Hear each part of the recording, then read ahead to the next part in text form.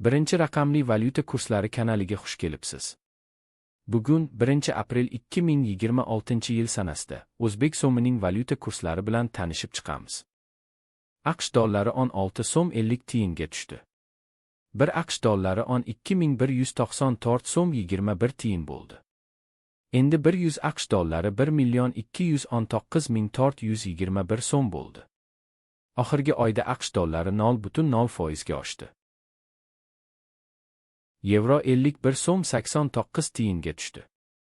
1 yevro 13,984 so'm 32 tiyin bo'ldi. Endi 100 yevro 1,398,432 so'm bo'ldi. Oxirgi oyda yevro 2,2% ga tushdi.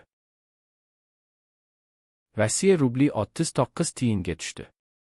1 Rossiya rubli 149 so'm 97 tiyin bo'ldi.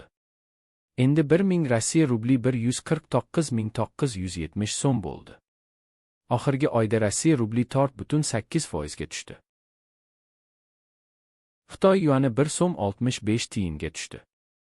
1 Xitoy yuani 1765 so'm 33 tiyin bo'ldi. Endi 1000 Xitoy yuani 1,765,330 so'm bo'ldi. Oxirgi oyda Xitoy yuani 0,3% ga tushdi. AQSh dollarining Rossiya rubliga nisbatan kursi 10 kopeykaga oshdi. 1 AQSh dollari 81 Rossiya rubli 31 kopeyka bo'ldi. Endi 100 AQSh dollari 8131 Rossiya rubli 10 kopeyka bo'ldi.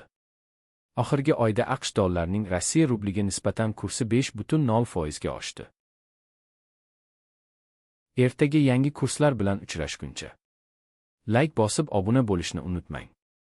Qo'ng'iroqchani bossangiz video chiqishi bilan sizga xabar beraman. Kuningiz xayrli bo'lsin.